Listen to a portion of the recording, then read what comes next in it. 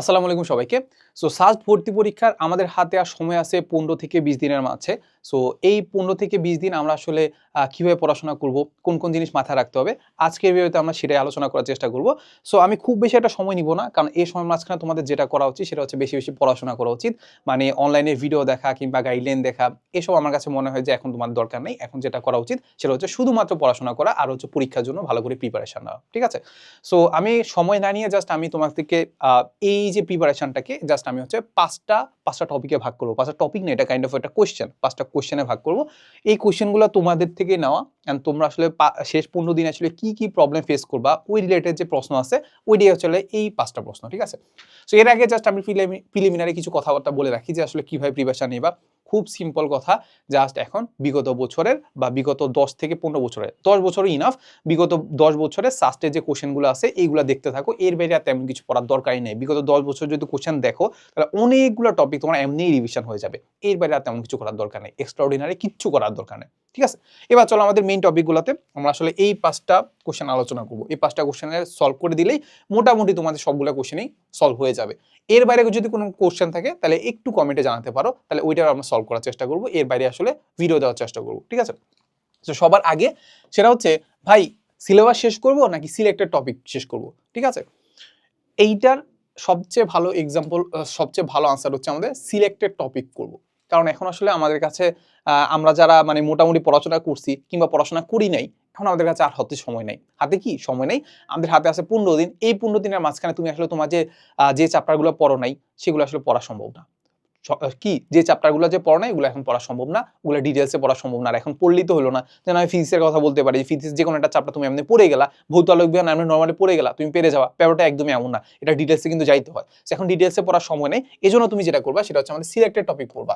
Selected topic বলতে কি, যেই টপিকগুলা তোমার সাস্টে আসছে, যে টপিকগুলো তোমার কোথায় আসছে, সাস্টে আসছে। কিভাবে দেখবা? সাস্টে কোশ্চেন ব্যাংক দেখবা। সাস্টের কোশ্চেন ব্যাংক তুমি যদি অ্যানালাইসিস করতে পারো ভালো। আর যদি তোমাকে যদি কোনো একটা কোর্সে, সাপোজ হচ্ছে আমাদের কোর্সে তো এমনি বলা লাগে না, মানুষজন তো অলরেডি অনেকেই ভর্তি আছে, তো যারা যারা ভর্তি আছে তাদের থেকে জিজ্ঞাসা করতে পারো, কিংবা ডেমো ক্লাস যেগুলো আছে এগুলো দেখতে পারো, দেখেই বুঝতে পারবা যে আমরা সাস্টে কোশ্চেনগুলোকে খুব সুন্দর করে অ্যানালাইসিস করে কিন্তু বলে দিছি যে এই টপিকগুলো বেশি আসে, এই টপিকগুলো থেকে তোমরা পড়ো। তাহলে এই টপিকগুলো যদি তুমি পড়তে পারো তাহলে মোর দেন নাও। এখন এই টপিকগুলোর মাঝখানে যেসব কোশ্চেনগুলো বেশি আসে বা যেসব কোশ্চেন আমাদের সাস্টে আসছে ওইগুলো থেকে কোনো কোনো টপিক দেখবা যে তুমি আসলে পড়ো নাই, তাহলে ওই টপিকটা যা সিম্পলি পড়ে ফেলবা। ইউটিউবে সার্চ দিবা, ইউটিউবে কি সার্চ দিবা যে এই টপিকের ডিটেলস তুমি পড়তে চাচ্ছ, বা সাপোজ তুমি ভৌত আলোক বিজ্ঞানে সাপোজ ডিচি পরীক্ষা পড়তে চাচ্ছ, ওটা দেখো, দেখে আসলে ডিটেলস দেওয়া থাকবে। ডিটেলস কি পড়ার সুযোগ আছে? নাই তো কি করবা? জাস্ট হচ্ছে আমাদের কোশ্চেন ব্যাংক সলভিং ক্লাসটা দেখবা। কোশ্চেন ব্যাংক সলভিং ক্লাসে আমরা যেটা চেষ্টা করছি তোমাকে সূত্রটা বলে দেওয়া, যে দেখো ডিচি পরীক্ষার সূত্র হচ্ছে আমাদের এইটা, এটা থেকে এই ম্যাথটা আসছে, এতটুকু অ্যাটলিস্ট করে যাও। কারণ 15 দিনে তোমার যে ল্যাকিংস ফিল আপ করবা, এরপরে বাকি জিনিসগুলো তো রিভিশন দিতে হবে। আবার এই যে ল্যাকিংসটা ফিল আপ করলা, এটা কিন্তু আসলে 15 দিন পরে গিয়ে তোমার মাথায় রাখতে হবে কিন্তু, তাহলে এটাও রিভিশন দিতে হবে। এত কিছু তো সম্ভব না। তুমি যা পড়া তা মোটামুটি পড়ে ফেলছো। এই 15 দিনে এক্সট্রাঅর্ডিনারি কিচ্ছু করার দরকার নেই, কিচ্ছু করার দরকার নেই। ঠিক আছে? এই তো। এরপরে আমরা যেটা করবো সেটা হচ্ছে আমাদের বলে দেওয়া আছে যে রুটিন কেমন হওয়া উচিত। খুবই সিম্পল কথা, রুটিন কিচ্ছু না, রুটিন কিচ্ছু না। রুটিন হচ্ছে তোমার দৈনন্দিন জীবনে খাওয়া দাওয়া বাকি যাবতীয় যা কিছু আছে, মানে যাবতীয় যা কিছু বলতে হচ্ছে যেসব জিনিস একদম নেসেসারি, ওইসব জিনিস বাদে সারাক্ষণ পড়তে হবে। কি করতে হবে? সারাক্ষণ পড়তে হবে। এখন কখন পড়বা? আগে হয়তো বা তুমি রাত দিন 24 ঘন্টা পড়ছো, কিংবা রাতের বেলা সারাদিন পড়ছো, সকালবেলা ঘুমাইছো। ঠিক আছে? আমিও নর্মালি এটাই করতাম। বাট এখন এসে তোমার যেটা করতে হবে, পরীক্ষা কখন হয় বলো তো? পরীক্ষা হয় সকালে। এখন তুমি যদি না ঘুমায় পরীক্ষা দিতে যাও, তোমার হয়তোবা কোনো না কোনো জায়গায় হচ্ছে ভুল হয়ে যাবে। বেশিরভাগ ক্ষেত্রে এটাই হয় যে তুমি যদি না ঘুমায় পরীক্ষা দাও তাহলে আসলে তোমার পরীক্ষার হলে মানে কনসেন্ট্রেশন থাকে না, তাহলে ওই ক্ষেত্রে আসলে তুমি আসলে 100% যে আউটপুটটা আছে সেটা দিতে পারবা না। তো পরীক্ষার আগে অবশ্যই ঘুমাইতে হবে। পরীক্ষার আগে, পরীক্ষা যদি সকালে হয় তাহলে পরীক্ষার আগে পুরো রাতটা কিন্তু তোমার ঘুমাইতে হবে। পুরো রাত যদি ঘুমাইতে হয় তাহলে এখন থেকে তুমি প্রিপারেশন নেওয়া শুরু করো। যে 15 দিন বা 20 দিন সময় আছে, এই 15-20 দিনের মাঝখানে তুমি এখন থেকে প্রিপারেশন নেওয়া শুরু করো যে তুমি রাতের বেলা ঘুমাবা। তাহলে সকাল থেকে পড়াশোনা শুরু করো, রাতের বেলা 6 থেকে 7 ঘন্টা কিংবা হাইয়েস্ট 8 ঘন্টা তুমি আসলে ঘুমাবা। ঠিক আছে? 8 ঘন্টা মানে মিনিমাম 8 ঘন্টা ঘুমা, মিনিমাম হচ্ছে 6 থেকে 7 ঘন্টা ঘুমাবা, 8 ঘন্টা তোমার জন্য বেস্ট। ঠিক আছে? সো এই ঘুমটা প্রপার যদি হয় তাহলে এরপরে কি করবা? এর আগ পর্যন্ত সারাক্ষণ পড়বা। এর আগ পর্যন্ত কি সারাক্ষণ পড়বা? সারাক্ষণ কোনটা পড়বা? মেইন বই। সাপোজ যে তুমি চিন্তা করো যে ফিজিক্সের একটা বই চিন্তা করলে, ফিজিক্সের আসলে থিওরিতে আসলে বেশি কিছু নাই, থিওরিতে মোটামুটি সব পড়ে ফেলছো। জাস্ট তুমি যে সূত্রগুলো যদি দেখতে থাকো, এমন যে পেজ যদি উল্টাইতে থাকো, তাহলে সূত্রগুলো যখন দেখবা তখন থিওরিতে মোটামুটি আলটিমেটলি এমনি নিজে রিকল হইতে থাকবে। ঠিক আছে? নিজে রিকল হইতে থাকবে না যে এটা এই থিওরি। সাপোজ তুমি যদি, আমি তোমাকে যদি বলি যে দেখো F is equal to M A, তাহলে এইটা থিওরি কি তোমার বুঝার মানে এটাকে মানে এটাকে আমাদের বলে দেওয়ার দরকার আছে? এমনিই বুঝতে পারো যে এম আর এক্সিলারেশন গুণ করলে আলটিমেটলি আমাদের এফ পাই, এন্ড এটা যে নিউটনের যে সূত্রটা ওটা তোমার মাথায় চলে আসবে। সো এই যে সূত্রগুলো দেখে যাবা, তাহলে এটার কারণে আমার তোমার কি মনে হয় যে তুমি আসলে তুমি মানে প্রতিদিন ফিজিক্সের 3 থেকে 4টা বা 4 থেকে 5টা চ্যাপ্টার কি কমপ্লিট করতে পারবা না?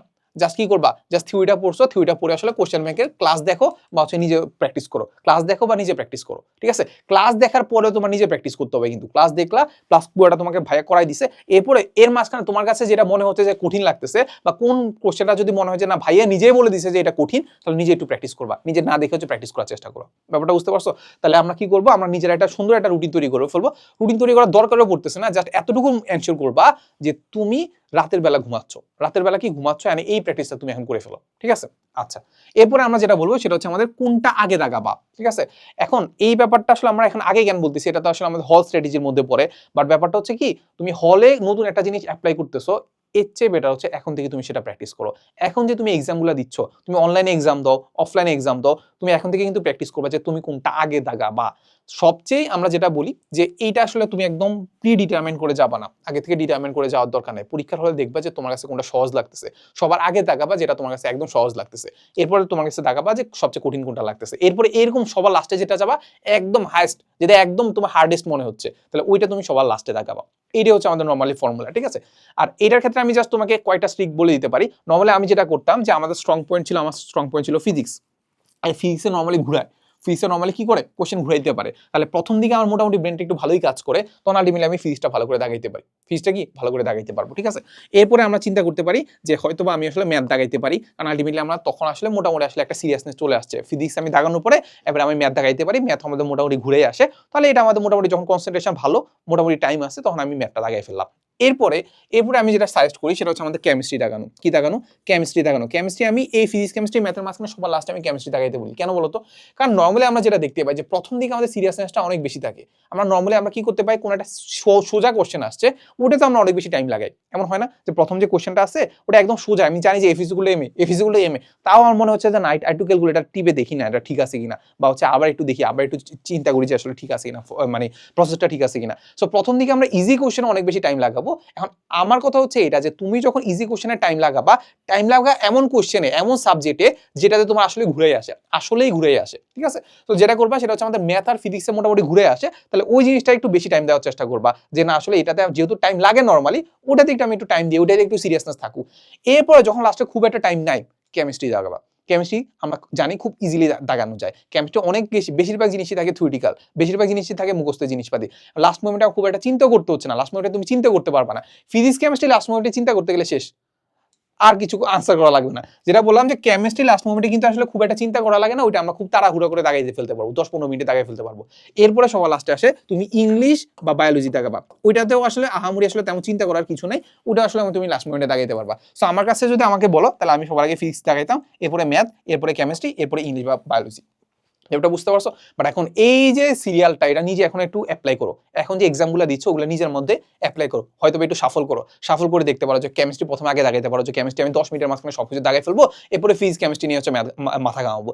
আমার কাছে এইটা সিরিয়াল, এটা একটু অ্যাপ্লাই করো, এরপর তোমার যদি মনে হয় যে অন্য সিরিয়াল অ্যাপ্লাই করবো, ওটা অ্যাপ্লাই করে দেখবা যে তোমার জন্য কোনটা ভালো হচ্ছে, এরপর তুমি আসলে পরীক্ষা হলে যায় ওটা অ্যাপ্লাই করার চেষ্টা করবা। বাট এমন যদি হয় যে তোমার কাছে ফিজিক্স আসলে অনেক কঠিন লাগতেছে, ওটা নিয়ে তো পড়ে আসো, তাহলে কিন্তু ভাই লাভ নাই। তোমার যেটা সহজ মনে হচ্ছে, তোমার যদি মনে হয় না ফিজিক্স আমি দাগাবো চিন্তা করছি বাট ফিজিক্স সহজ আসছে, তাহলে আমি দাগাই ফেলবো। যদি মনে হয় যে না ফিজিক্স আমি সহজ মনে হচ্ছে না, একদমই পারবো না মনে হচ্ছে, তাহলে অন্যটা দাগাও। এই হচ্ছে কথা। তাহলে এইটা হচ্ছে কথা। এরপর আমরা যদি চিন্তা করি সেটা হচ্ছে আমাদের এক্সামে এখন যে এক্সামগুলো দিচ্ছ বা এক্সামে প্রিপারেশনটা নিচ্ছ বা প্র্যাকটিস যেটা করতেছো, ওটাতে তোমার আসলে কত পাচ্ছ, কিভাবে বুঝবা, মানে কত পাইলে বুঝবা যে তুমি ট্র্যাকে আসো বা রাইট ট্র্যাকে আসো? খুব সিম্পল কথা, আমাদের আসলে টিকার জন্য কত লাগে বলতো? টিকার জন্য লাগে 50%।